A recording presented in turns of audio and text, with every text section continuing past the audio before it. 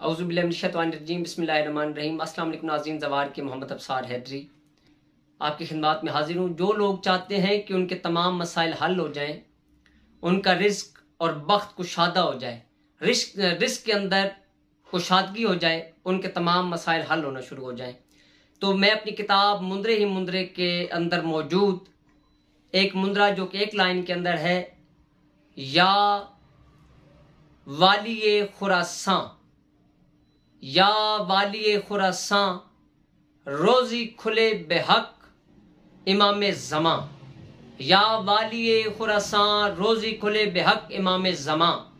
ये आप 14 और 15 शाबानुल मुअज़्ज़म की दरमियानी रात विर्द कर सकते हैं अपने नाम के अदाद कमरी के मुताबिक। जो लोग जिन्हें अदाद कमरी का इल्म नहीं, वो लोग हमसे पता कर सकते हैं।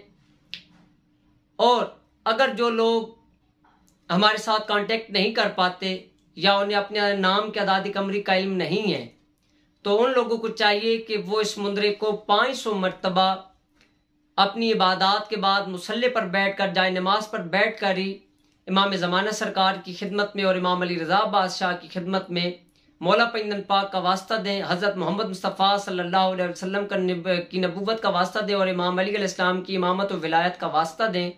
इंशाअल्लाह अल्लाह पाक की बारगाह में आपके रिस्क के दरवाजे खुल जाएंगे, कुशादगी के दरवाजे खुल जाएंगे और इंशाअल्लाह आपका वक्त कुशादा हो जाएगा।